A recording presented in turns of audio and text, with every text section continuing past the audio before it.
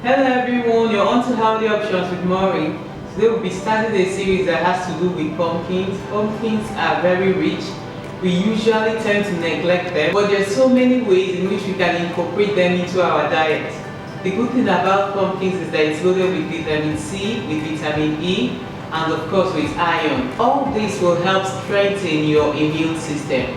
Today we'll be talking about how to make pumpkin puree at home. It's very simple, very quick, and you can add this to a number of things. You can use it for pancakes, for smoothies, muffins, cakes, pumpkin bars, for a variety of things. I'll be showing all this as time goes on. Come with me as we do this. Please, if you've not subscribed, don't forget to do so by clicking on the subscribe button. Give us a thumbs up if you like this video, and please do share as well. Thank you. So for our pumpkin puree, we'll be needing some pumpkin. As you can see, I already started cutting this, and I've cleaned out the interior of this using my spoon. Here we have the seeds and the fiber that came from the interior. So I'll be cutting more. I won't be using all of this pumpkin, but we use most of it. So I'll cut some and I'll show you how I got rid of the fiber and seeds. And then we'll proceed with making our pumpkin puree. Because I want to use most of it, I'll be going a little bit. It's a bit tough, so just stick with it.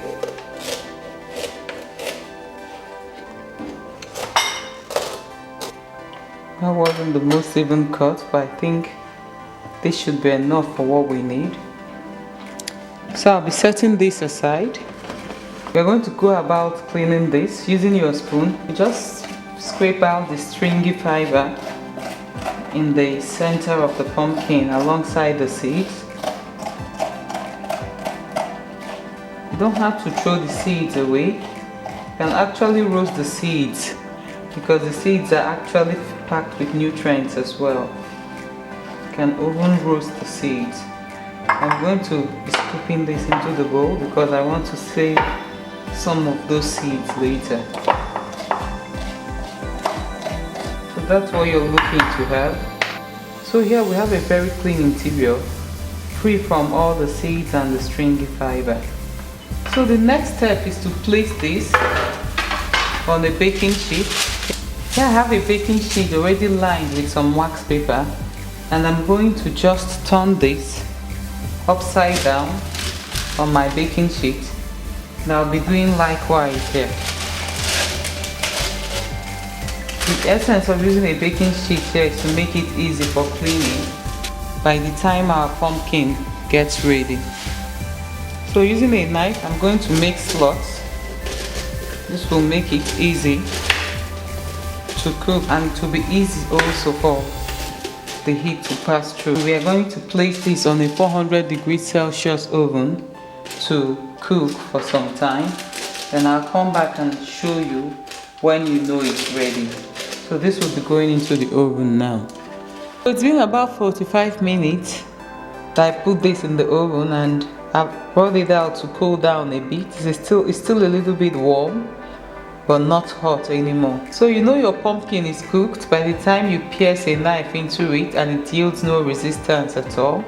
That's when you know your pumpkin is cooked. So right now we'll be scooping into the pumpkin to be able to get the flesh. So that's what it looks like on the interior. So we'll be scooping this out with a spoon, as you can see. Just going to scrape to collect it that way. Easy as that. And then we'll be turning this into the bowl.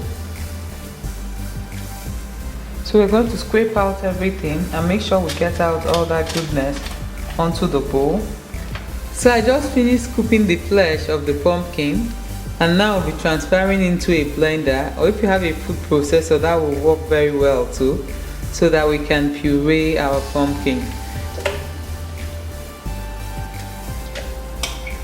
I think that's just enough. I just placed a lid on the blender, and now we'll be blending.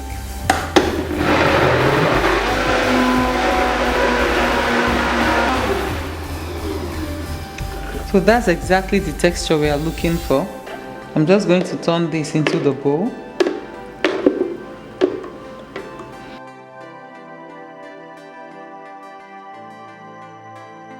So I'll finish up blending the remaining pumpkin flesh. So that's what our pumpkin puree looks like by the time it's ready. You can see how beautiful the color is. I usually use this puree for a lot of things. I use it for smoothies, pancakes, of course pumpkin cakes, and a variety of recipes. And I'll be featuring this as time goes on. I hope you give this recipe a go and let us know what your take is on this. Don't forget to subscribe and give us a thumbs up if you like this. Thank you.